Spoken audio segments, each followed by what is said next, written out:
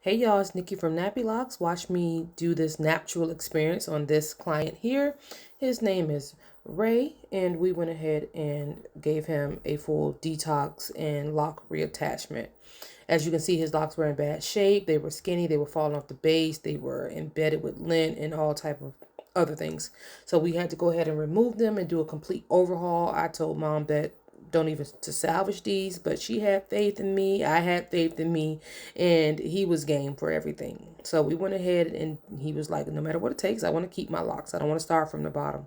So we went ahead and used some scissors to remove his locks. We removed them a little bit, maybe 2 or 3 inches away from his scalp, because we wanted to have enough hair to work with to reattach. And we ended up with maybe 1.5 inches of hair to work with for reattachment. He had so many locks in his head that we were able, along with maybe half lock, half extensions, because we were doing every other lock extensions, every other lock hair.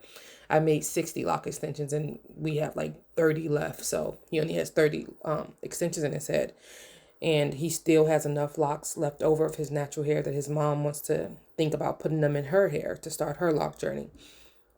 So we went ahead and detoxed his scalp, gave him a deep condition, shampoo, the whole nine, got him feeling lovely. He loved that shampoo. He didn't really like the detangling, but he loved the shampoo part of it. We went ahead and used a crochet hook to attach all of his locks and the extensions, and they look so close to each other that you can barely tell which are which, unless you're like really up on him. And of course, the locks don't have imperfections. The extensions don't have imperfections, but the natural ones do. Gave him a nice little light retwist, and he has like 2-strand twist style in the back and some barrels in the front. This whole thing took about 6 hours with us taking breaks, watching movies, eating Bojangles. We had to have dinner and everything.